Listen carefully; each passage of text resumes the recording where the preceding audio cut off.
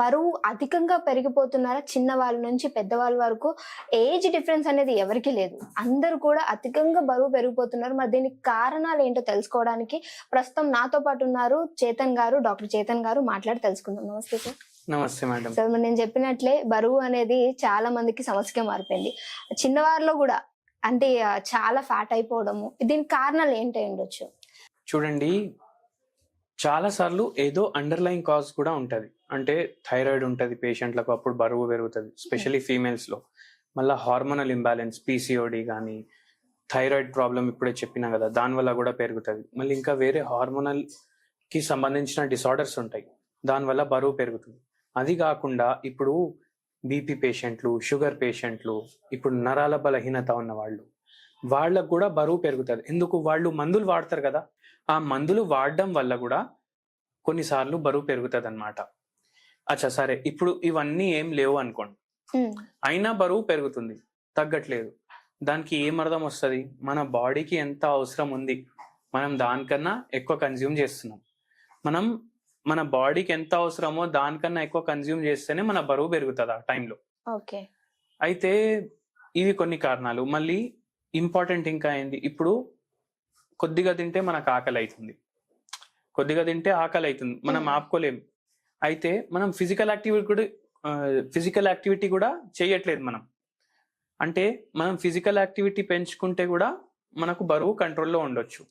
So physical activity ఉండకపోవడం, ఎక్కువ ఎంత అవసరం దానికన్నా ఎక్కువ మన బాడీ కన్జ్యూమ్ చేయడం, మళ్ళీ దాని తర్వాత స్లీప్ కూడా ఒక వెరీ ఇంపార్టెంట్ ఇష్యూ. స్లీప్ కూడా సరిగా లేకపోతే బరువు పెరుగుతాం. డాక్టర్ గారు, అయితే బాడీలో ఫ్యాట్ ఏది ఎక్కువగా తొందరగా పెరుగుతుంది? ఒకవేళ తగ్గించాలన్నప్పుడు ఎక్సర్సైజ్ చేసినప్పుడు ఏది తొందరగా తగ్గుతుంది? ఇప్పుడు ఎప్పుడైతే వెయిట్ పెరుగుతాం కదా, కొందరికి ఫేస్, ఈ చీక్స్ ఉంటాయి కదా, అవి అక్కడ ఫ్యాట్ అక్యుములేషన్ ఎక్కువ ఉంటుంది. కొందరికి పొట్ట పైన ఉంటుంది, కొందరికి బటక్స్ ఏరియాలో ఉంటాయి. ప్రతి పేషెంట్ ఎవరికైతే బరువు పెరుగుతుంది కదా, ఇప్పుడు మన దగ్గర చాలా మంది వెయిట్ లాస్ పర్సన్ ని బట్టి, జెనెటిక్స్ ని బట్టి ఉంటది. ఓకే. సో ఇండియన్స్ లో మనకు ఎక్కువ ఈ పొట్ట రీజన్ లో బెల్లీ ఫ్యాట్ అంటారు కదా, అది ఎక్కువ పెరుగుతుంది.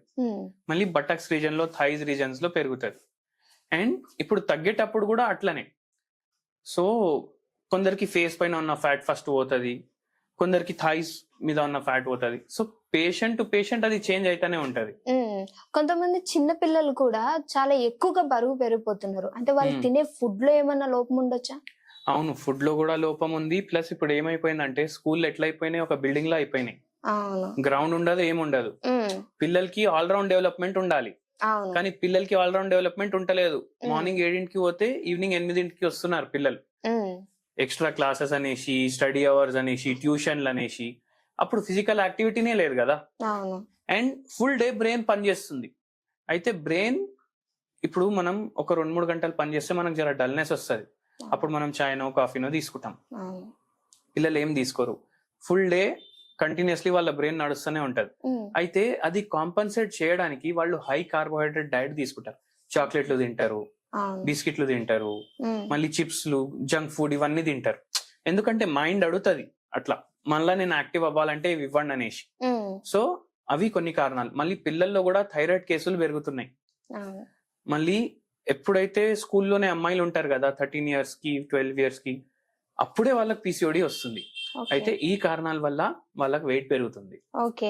అంటే ఇప్పుడు మీరు అన్నారు థైరాయిడ్ అని, అంటే బరువు పెరిగిన తర్వాత థైరాయిడ్ వస్తుందా, లేదా థైరాయిడ్ వచ్చాక మనుషులు బరువు పెరుగుతారా? థైరాయిడ్ వచ్చినాక బరువు పెరుగుతారు, కానీ ఆల్రెడీ బరువు ఎక్కువ ఉన్న వాళ్ళు కూడా వాళ్ళు ప్రోన్ ఉంటారు థైరాయిడ్ ప్రాబ్లమ్స్ కి, పీసీఓడికి, మళ్ళీ డయాబెటీస్ కి. అంటే బరువు వల్ల ఎన్నో రోగాలు వస్తాయి మనిషికి, అందుకే బరువు కంట్రోల్లో పెట్టుకోవాలని అంటారు. కానీ అందరూ బరువు హెల్దీగా ఉండాలి అనేసి తగ్గాలి అని అనుకోరు. ఎవరైనా ఇప్పుడు దావత్ పోతే అరే ఏంది లావ్ అయిపోయినావు అట్లా చెప్తారు కదా, అట్లా చెప్పినప్పుడు అరే నేను లావు కనిపిస్తున్నాను అనేసి బరువు తగ్గాలనుకుంటారు. హెల్దీగా ఉండాలనేసి బరువు తగ్గాలని అనుకోరు. ఇప్పుడు బరువు పెరగడం వల్ల మోకాల నొప్పులు కూడా వస్తాయి. ఎందుకంటే చాలా ఎక్కువ వెయిట్ పడుతుంది కదా మోకాల మీద. ఆ మోకాల నొప్పి స్టార్ట్ అయిన తర్వాత బరువు తగ్గాలనుకుంటారు. అయితే ఫస్ట్ నుంచే మనం పెరిగే ముందే కంట్రోల్లో పెట్టుకోవడం బెటర్. ఓకే. ఒక పర్సన్ మంత్లీ ఎంత వెయిట్ తగ్గితే అది హెల్దీ వెయిట్ అని అంటాం మనం? చూడండి, ఏదైనా ఉంటే గ్రాడ్యువల్ ఉండాలి. ఇప్పుడు కొందరు 10 kgs కూడా లూజ్ చేస్తారు, నెలలో. కానీ అట్లా అంత ర్యాపిడ్ గా మందులు తీసుకొని, అంటే ఏ మందులు అయితే మనకు సైడ్ ఎఫెక్ట్ ఇస్తాయి కదా అటువంటి మందులు తీసుకోవద్దు. 3 kgs to 5 kgs మీరు లూజ్ చేయొచ్చు 1 month లో. మరీ ర్యాపిడ్ గా లూజ్ చేయొద్దు, ఎందుకంటే మీరు మొత్తం క్యాలరీస్ కట్ చేస్తున్నారు, ఒక డయట్ ఫాలో చేస్తున్నారు. ఆ డయట్ ఎన్ని రోజులు కంటిన్యూ చేస్తారు మీరు? అవునా కదా? ఇప్పుడు కీటో డయట్ చేసేటోళ్ళు ఉంటారు. కీటో డయట్ లో కార్బోహైడ్రేట్లు ఉండవు, కానీ బాడీకి కార్బోహైడ్రేట్స్ కూడా అవసరం, ఫ్యాట్స్ కూడా అవసరం, ప్రోటీన్స్ కూడా అవసరం. బ్యాలెన్స్ డయట్ అంటారు దాన్ని. అన్ని ఉండాలి ఆ డయట్ లో.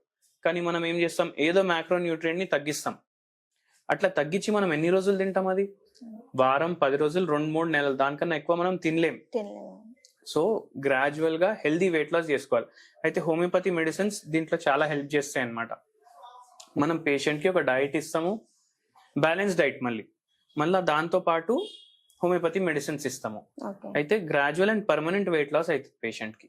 ఓకే, తీసుకునే ఫుడ్ మనకి ఎంత వరకు యూజ్ అవుతుంది అంటారు దీనికి? తీసుకునే ఫుడ్ అంటే మనం ఇప్పుడు డైట్ తీసుకుంటున్నప్పుడు కొంత ఫుడ్ తీసుకుంటాము, కొంతమంది కొంత లాస్ చేసేస్తూ ఉంటారు.